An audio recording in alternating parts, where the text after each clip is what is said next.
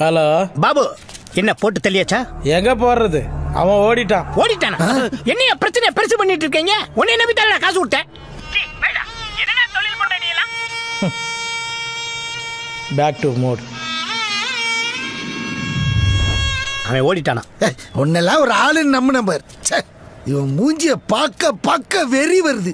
ஆசை தீர மூஞ்சிய ஓடிக்கணுமே. ஐயோ, தேன்கூடு கலந்துருச்சு, எல்லாம் ஓடுங்கய்யா.